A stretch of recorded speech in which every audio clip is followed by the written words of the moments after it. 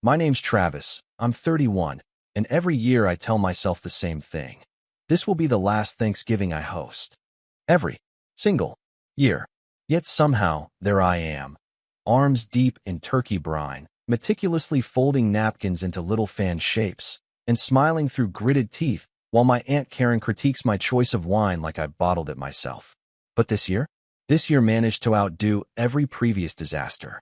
Not because someone brought up politics or because Uncle Roy got drunk and knocked over the charcuterie board again. No, this time it was quieter, sneakier. The kind of betrayal that hits you hours later, when everyone's gone and the house is finally quiet. That's when I checked my bank account and realized someone had made me pay for everything. Let me back up a little. I'm the youngest of 3 siblings and the only one who stayed in our hometown. My brother, Grant, is a high-flying sales exec in Atlanta. My sister, Molly, married rich and now manages a lifestyle blog where she occasionally posts smoothie recipes and unsolicited parenting advice. I, on the other hand, run a small but successful web development agency from my apartment. Nothing crazy, but I live comfortably, and I've worked my butt off to build something real. My parents split when I was in high school, and since my mom downsized and my dad moved to Florida, the role of holiday host sort of defaulted to me. Now don't get me wrong, at first, I didn't mind. I actually like cooking. There's something almost therapeutic about turning chaos into a coherent meal. But over the years, what started as a cozy family get-together gradually mutated into this bloated, overhyped spectacle. Each Thanksgiving, more and more people showed up. Distant cousins I hadn't seen in a decade, my sister's in-laws, my brother's new girlfriends. And somehow, despite everyone being full-grown adults with jobs, I was the one footing most of the bill. At first, it was subtle. People would forget to bring what they signed up for, or conveniently disappear when it was time to split the cost of the catering. But this year, they took it to another level. The week before Thanksgiving, I sent out a group text, a very clear one, asking everyone to chip in $60 per adult and $30 per kid, since we were doing a hybrid of home-cooked and catered dishes. I used to cook everything myself, but with 20-plus people showing up these days, it was just too much. The message was polite, straightforward, and included a payment link. A few people replied with thumbs-ups. Most didn't respond at all. I reminded them 2 days later. Still nothing. Thanksgiving morning came, and the first knock on my door was Molly. Heels clicking on the hardwood, her son already smearing cranberry sauce on his tiny Patagonia jacket. She hugged me like we were starring in a Hallmark movie. "You're amazing for doing all this again, Trav," she said, placing a decorative squash on my already cluttered counter. I raised an eyebrow.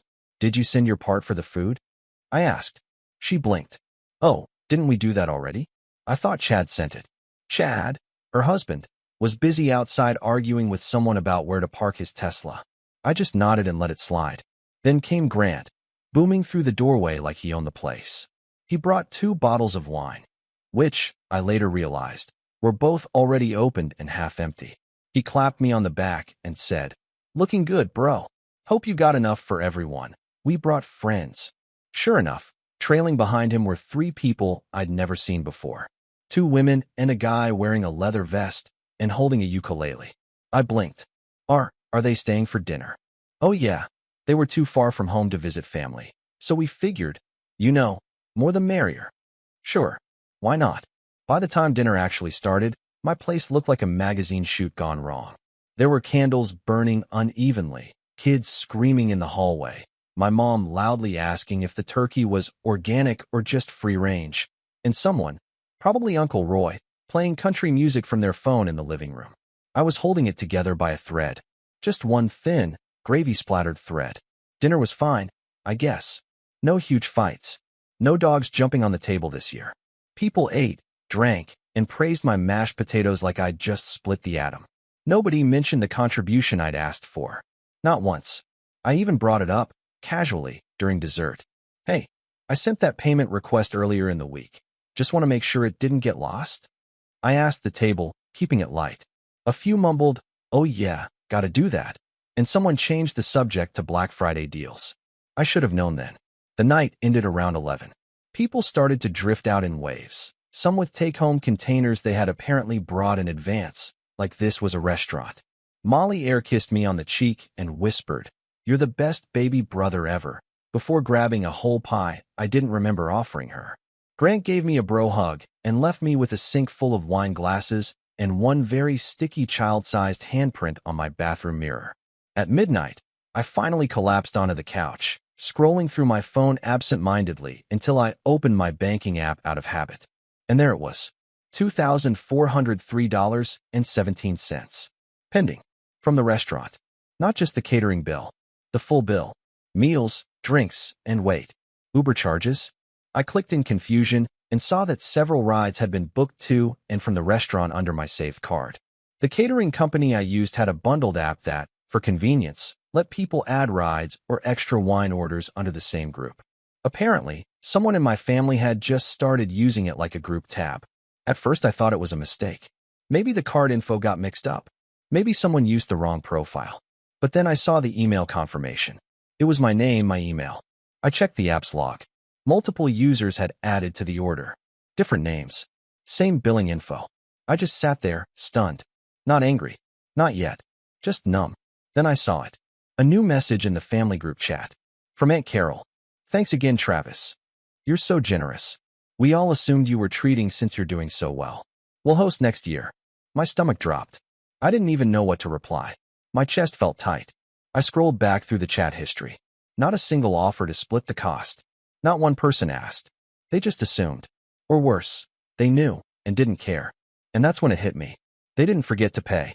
They decided not to. That's when the anger started. And I had no idea, as I lay there staring at that glowing $2,400 charge, that I was just beginning to uncover how deep this little assumption really went. I didn't sleep that night. I just laid there on the couch, fully dressed, staring at the ceiling fan spinning lazily above me. Every now and then, my eyes would flick back to my phone, like the $2,403.17 charge might disappear if I stared hard enough. But it didn't. It sat there like a weight on my chest, a perfect, unavoidable number. Not just a number, a reminder of how they saw me. Not as a brother, a cousin, a nephew, but as a bank. A convenient little ATM in a flannel shirt who happened to be doing well, and therefore, apparently, owed them all dinner, drinks, dessert, and a fleet of Uber rides.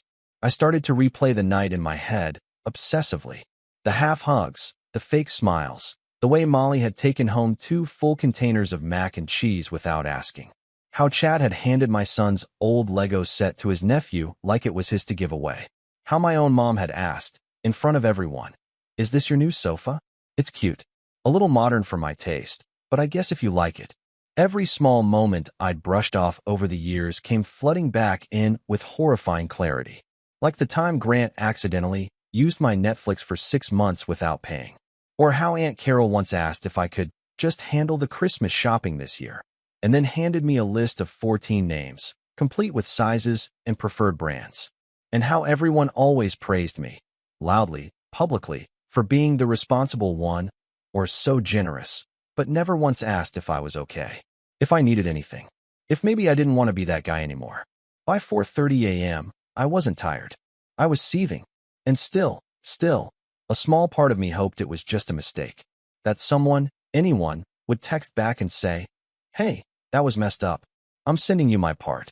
But when I opened the group chat again, the only thing new was a meme Grant had sent about leftover turkey being better than the original meal. A string of laughing emojis followed. Nobody mentioned the charge. Nobody even asked if I was okay with it. Around 6 a.m., I did something I'd never done before. I called the restaurant.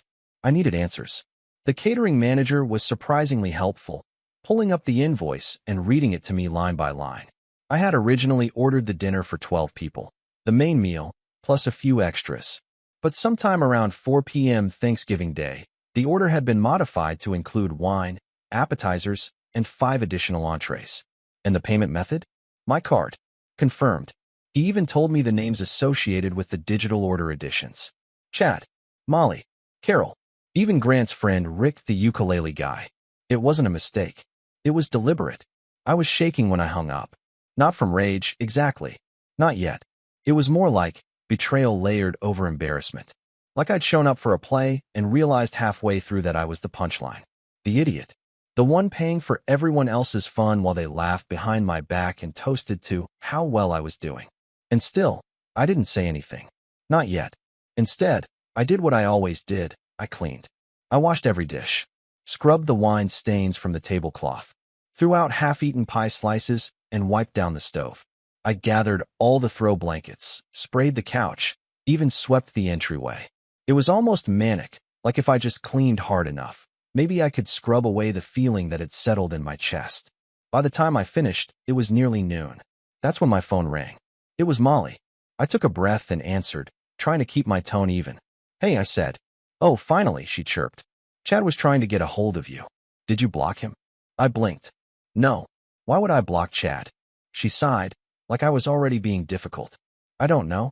He just said his Uber receipts went through your card, and he wanted to double-check you didn't mind. You know, since it was all kind of last minute and you seemed fine with it." I couldn't even speak for a second. "Molly," I said slowly, "I didn't approve any of that. I sent a payment request days ago. No one responded. And now I'm out over $2,000 for food and transportation I didn't order." There was a pause. Then she laughed. "Oh my God, Travis. You're being dramatic.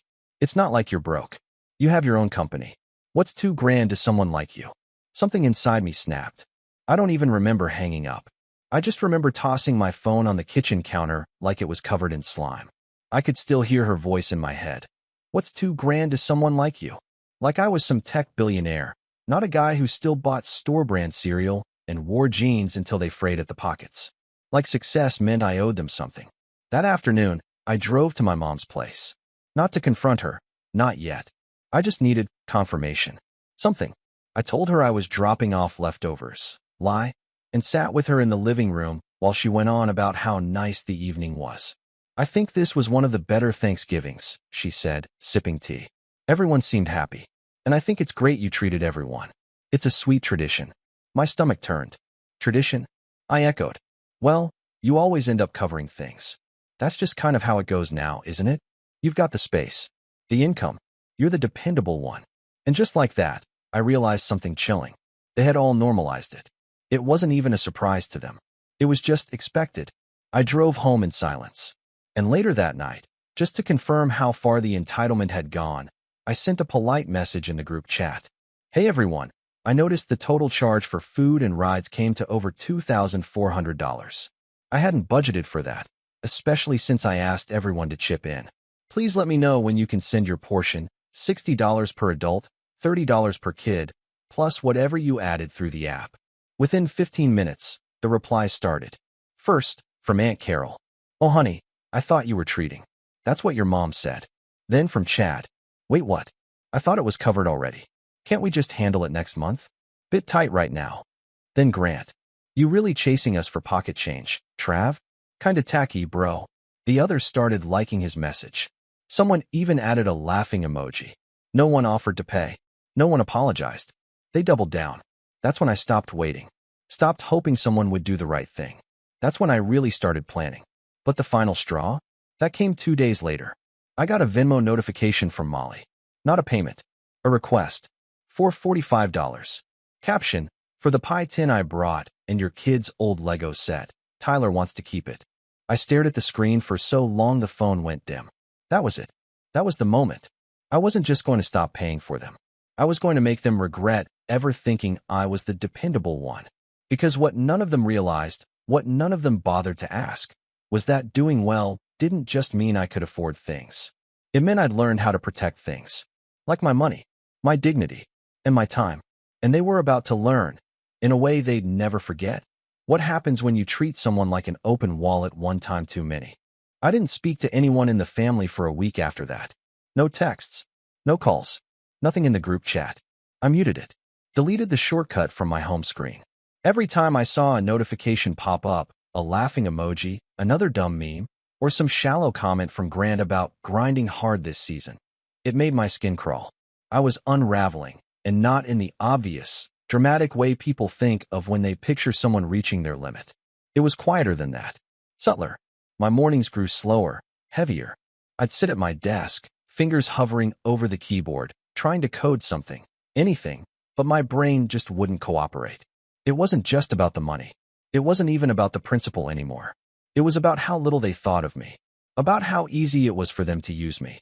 Not just once, not accidentally, but as a pattern, a habit, a tradition, my mom had called it. Like I was just the dependable background character in everyone else's story, always there to pick up the check, carry the bags, say it's fine, with a smile plastered on my face. For days, I barely ate, barely left my apartment. I kept replaying every holiday, every birthday dinner, every little favor I'd ever done for them, wondering, was it all just expected? Was I ever appreciated? Or was I just convenient? I started second-guessing everything. I even found myself staring at old photos from past Thanksgivings.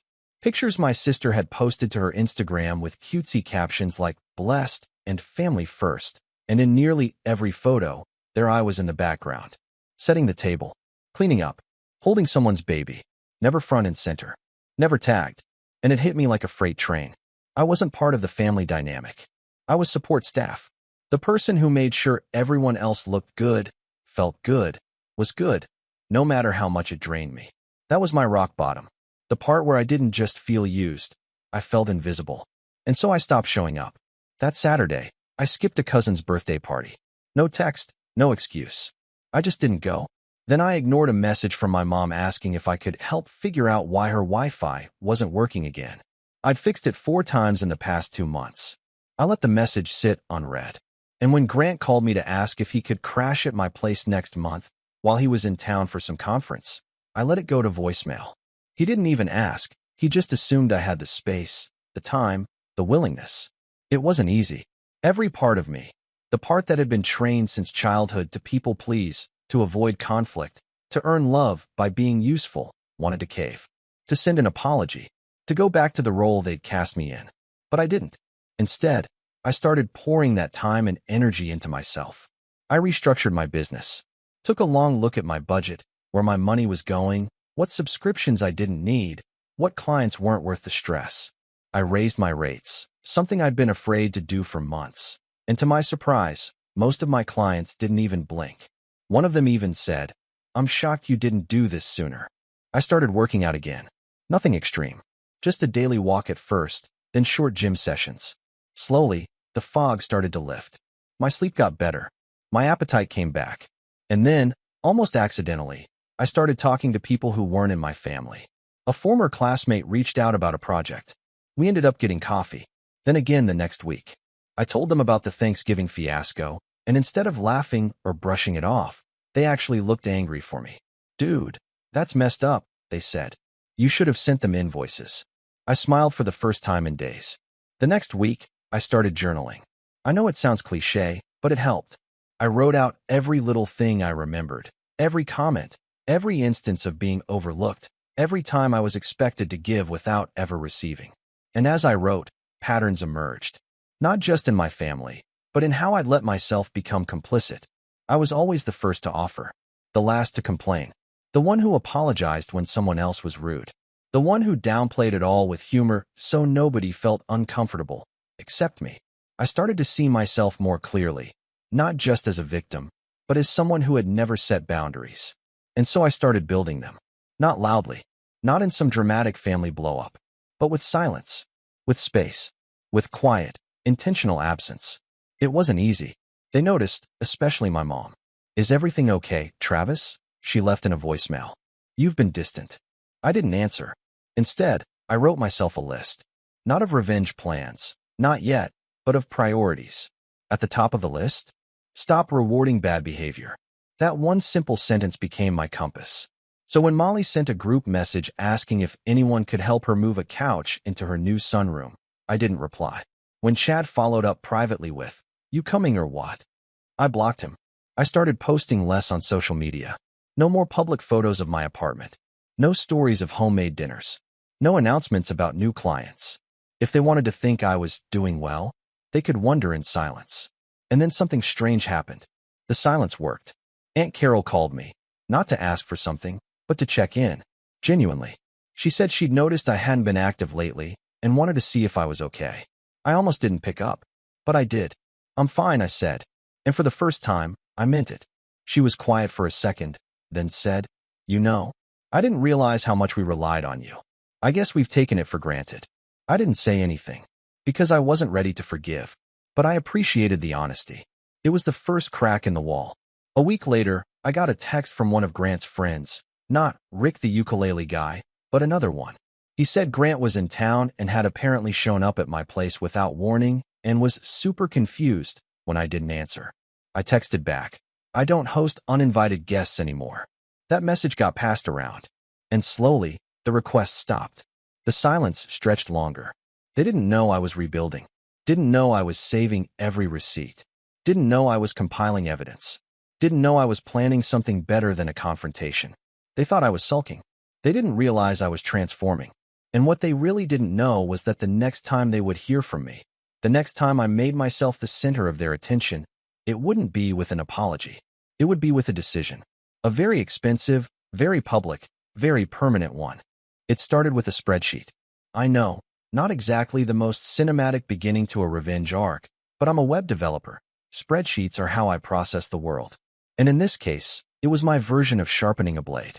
I titled it Holiday Ledger and began populating it with columns: event, date, people present, expenses paid, contributions made, who benefited, and most importantly, who knew. I went back 3 years.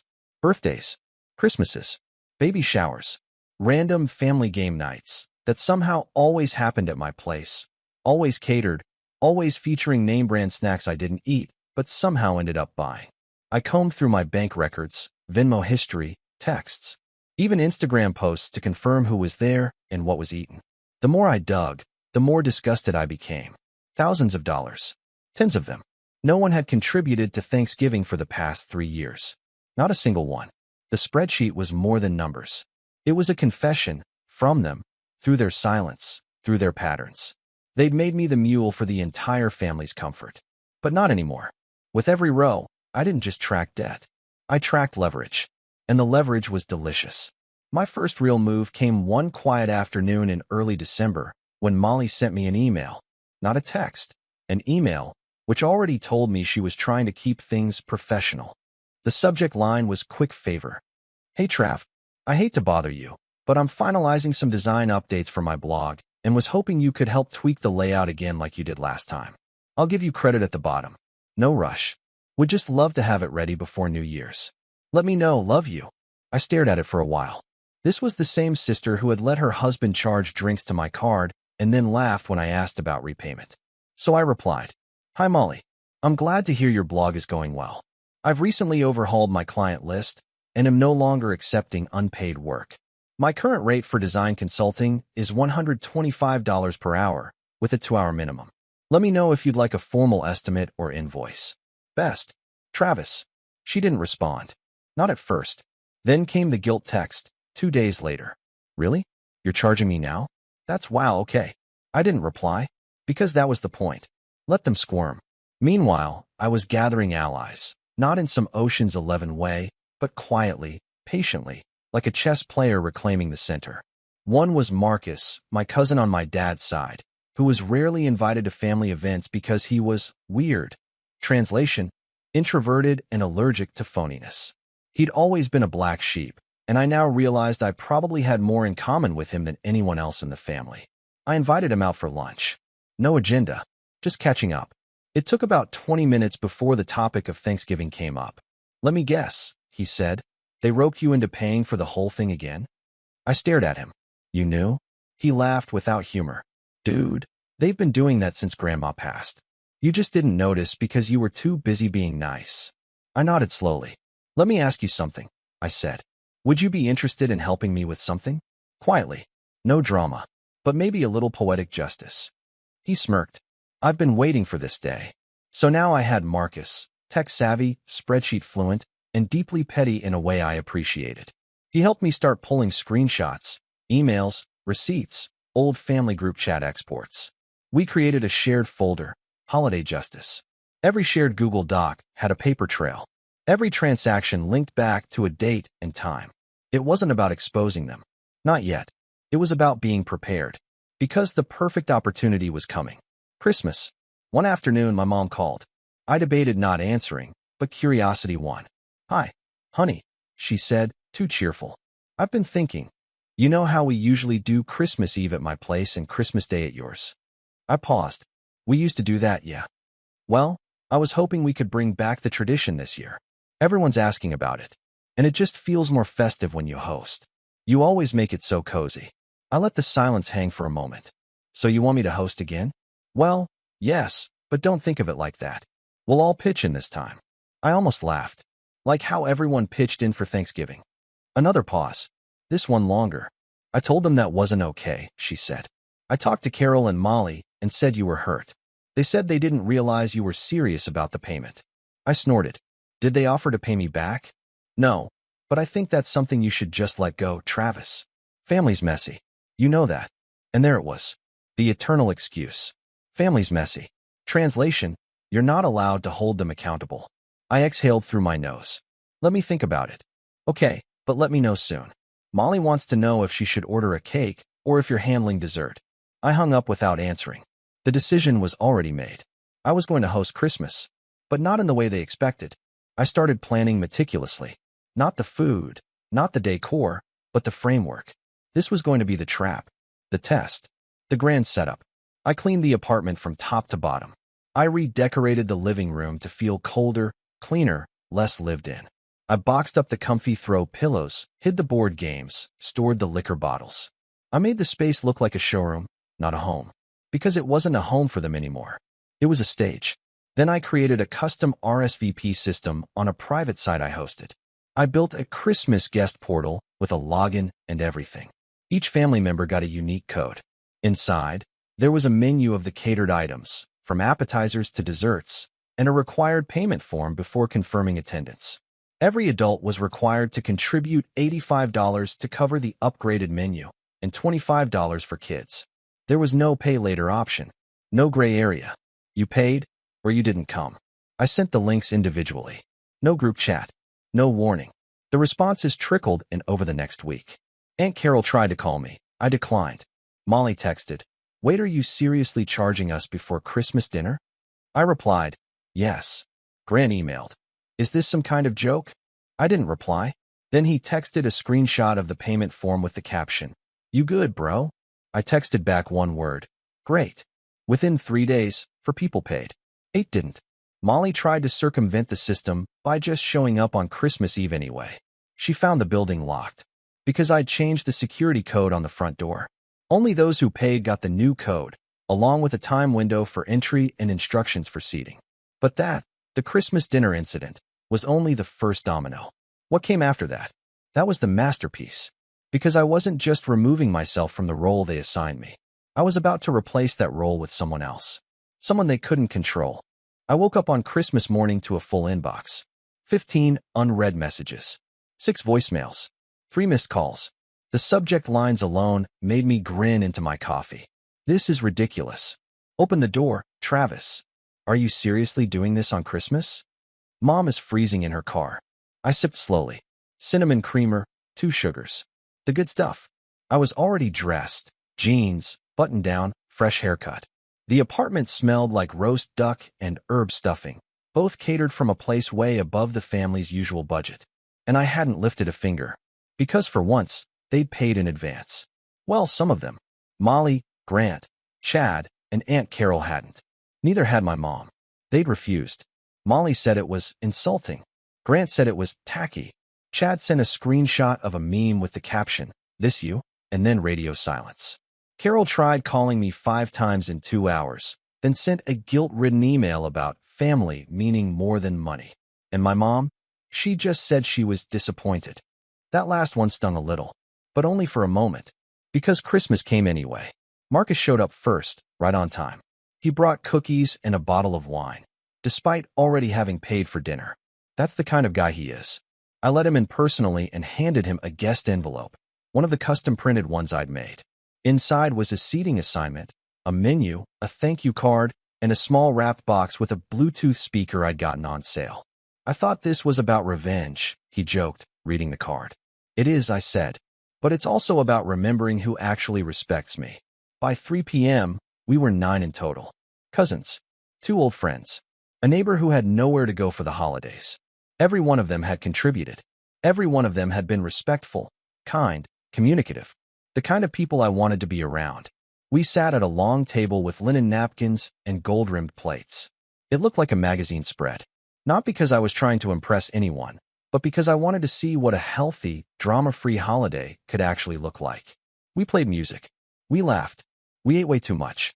And outside, apparently, there was chaos. Around 4 p.m., my building's maintenance guy texted me. "You got a crowd down at the door. You want me to tell them anything?"